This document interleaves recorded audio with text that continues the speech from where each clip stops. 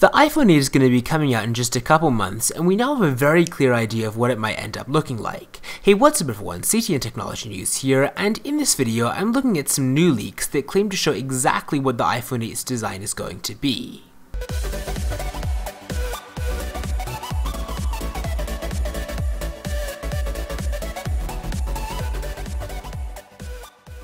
So just a couple days ago, the Twitter user OnLeaks posted a couple pictures of what he claims are the iPhone 8, and they've got some very distinctive features. First off, the thing you'll probably notice is that the front of the iPhone has no home button and no Touch ID sensor. This definitely falls in line with previous rumors that we've been seeing that Apple will be using an edge-to-edge display with their upcoming model, and that means the home button basically has to be left behind. Apple is said to be integrating Touch ID into the display itself, thus removing the need for the traditional sensor and allowing the Apple to stretch the display across the entire front of the phone. Now speaking of that edge-to-edge display, something else that's important to note is the cutout at the top of the phone. Basically, to make room for both the camera and for the speaker grill, Apple is having to cut into the top of the phone just by a little bit. It's sort of similar to what Andy Rubin did with the Essential phone, but what's really nice about this particular leak is it makes it seem like the cutout won't be anything that obtrusive. It'll more like fade into the background as you're using the phone because it's a very narrow sliver.